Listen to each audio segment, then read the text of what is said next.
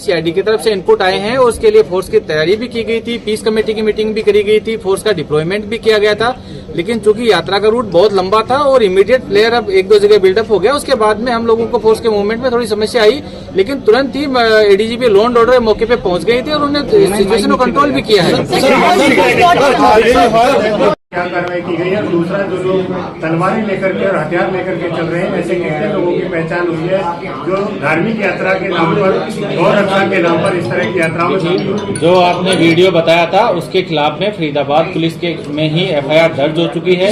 उनके खिलाफ नियमानुसार कार्रवाई की जाएगी, उनको भी अरेस्ट करके अदालत के सामने पेश किया जाएगा, उनको भी कानूनी प्रक्रिया का सामना करना पड़ेगा। कुछ लोगों से संपर्क नहीं कर रहे हैं। माननीय सुप्रीम कोर्ट का यह आदेश है कि जो भी हेड स्पीच चलाएगा या देगा उसके खिलाफ में एफआईआर दर्ज होगी और उनके खिलाफ में लीगल एक्शन लिया जाएगा। उसमें हम किसी से कंसल्ट नहीं करेंगे, हम सीधा उसके खिलाफ एफआईआर करेंगे, उनको जेल में जाना पड़ेगा। हो सकता है।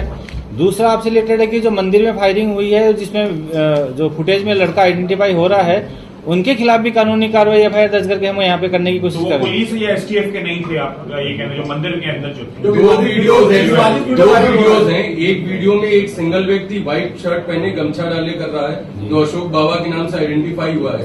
एक और वीडियो है जिसमें 3 सिविल ड्रेस में है, बाकी 2 वहाँ पे पुलिसकर्मी है, क्योंकि उस समय जो हिंसा के समय वहाँ पे ममता सिंह जी पहुंची हुई थी।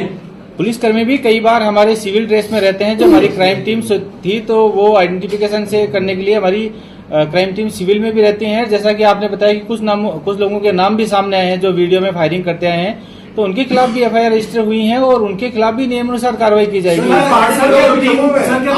ड्रोन देख रहे हैं, पहाड़ियों में लोग छुपे हुए हैं, कभी भी यहाँ पे ड्रोन से सर्विलांस किया जा रहा है। पहाड़ी देखिए, पहाड़ी से ड्रोन से किया जा रहा है, पहाड़ियों के अंदर फूड पेट्रोलिंग से भी सर्च ऑपरेशन किया जा रहा है। और जहां भी जितने भी गांव में रिसेंटली जो वेपन्स हैं, जिन गांवों के लड़के ज्यादा इकट्ठे हुए थे, उनका हम लोगों ने एनालिसिस किया है। जहां पे वेपन्स, किसी ने हथियार अपने लाइसेंसी वेपन पे भी अभी रिसेंटली खरीदे हैं, तो उन लोगों को भी हम बुला कर वेरीफाई कर रहे हैं कि आपके अगर कोई असला यूज हुआ है तो वो कहाँ पे हुआ है। तो ये ड्राइव भी हमने पैरेलल स्टार्ट कर रखी है आर्म वेरिफिकेशन के लिए भी।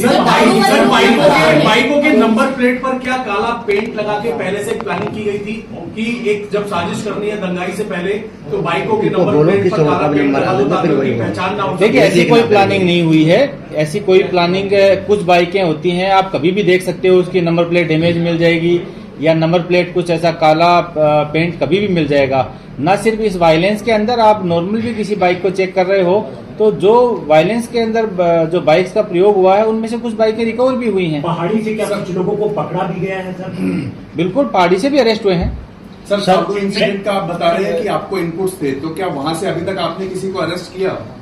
काउडू से भी काफी लोग अरेस्ट किए गए हैं। नहीं, जहाँ पे डिमोलिश हुआ है नहीं, उस एरिया से कुछ लोगों को अरेस्ट किया गया है। पूछना था यार, जो इकट्ठा किया गया था, इस एंगल को भी हम वेरिफिकेशन कर रहे हैं। जो भी अक्यूज अरेस्टेड हैं, हम सारी डिटेल्स हैं इन्वेस्टिगेशन से रिलेटेड, वो एकदम से इस स्टेज पे मीडिया में रिवील नहीं कर सकते कि इससे अक्यूज को बेनिफिट मिल सकता है। जो पहला सवाल है आपका, आई एम श्योर पुलिस उसमें इन्वेस्टिगेशन कर रही है। पुलिस इन्वेस्टिगेशन के दौरान बहुत सारे लोगों को राउंड अप करती है और उन्होंने बहुत सारे व्यक्तियों को छोड़ा भी है। आई एम श्योर नरेंद्र जो है बहुत अच्छे से वो चीज बता पाएंगे। तो कुछ लोगों को जैसे हमने इनपुट आया था और लोकल लोगों ने पकड़ा करने के बाद में वेरीफाई भी किया है कि अगर जो लोग इन्वॉल्व नहीं थे, जिनको डिटेन किया गया है, उनसे प्रॉपर क्वेश्चनिंग की गई है, उनका डेटा एनालिसिस किया गया है और जो निर्दोष थे उनको छोड़ भी दिया गया है। और जहां तक बात है डिमोलिशन की और उनकी, तो जो भी प्रॉपर्टी किसी भी क्राइम में यूज होगी उसके खिलाफ नियमानुसार कार्रवाई ली जा रही है, उसमें कुछ भी नहीं है। 141 total have been arrest and retaining procedure is ongoing. Sir, एक इम्पोर्टेंट सवाल है, पर्टिकुलर कोई हम टारगेटिंग करके नहीं कर रहे हैं। जो भी वायलेंस के दौरान या वायलेंस से रिलेटेड कंटेंट शेयर करने वाले अकाउंट्स हैं, उनके हैंडलर्स को हम आइडेंटिफाई कर रहे हैं। उन सोशल मीडिया कंपनीज को भी हम लीगली लिख रहे हैं कि उन अकाउंट्स को ब्लॉक किया जाए। काफ़ी अकाउंट्स जिला स्तर पे भी ब्लॉक किए गए हैं। हमारी जो सीआईडी की टीम है, उन अकाउंट्स को आइडेंटिफाई करने के लिए सीआईडी हेडक्वार्टर से भी ब्लॉक करने की जो कार्रवाई है वो लगातार जारी है। प्रेस वार्ता में स्वागत है। हम आपको पहले ब्रीफिंग दे देते हैं, then we take your questions. लगभग 4 दिन जो है गुजर चुके हैं घटना के उपरांत, जिसमें कि कोई अनटूवर्ड इंसिडेंट्स नहीं हुआ है, कोई जो है व्यक्ति घायल नहीं हुआ है, किसी प्रकार की ऐसी घटना नहीं घटी है।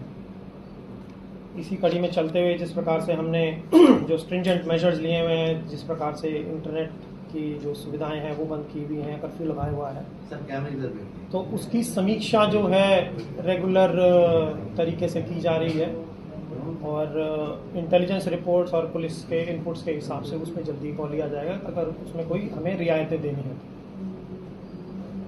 जो इस घटना में जो डैमेजेस हुए हैं, चाहे मकान दुकान कोई भी है, अनइंश्योर्ड इंश्योर्ड प्रॉपर्टीज जो भी है, उसके लिए सरकार ने घोषणा कर दी है। क्षतिपूर्ति पोर्टल के माध्यम से जो है जितना भी डैमेज हुआ है उसको असेस किया जाएगा। असेस करने के बाद जो है जिस व्यक्ति का जितना भी बनेगा वो उसको हर्जाना भी दिया जाएगा।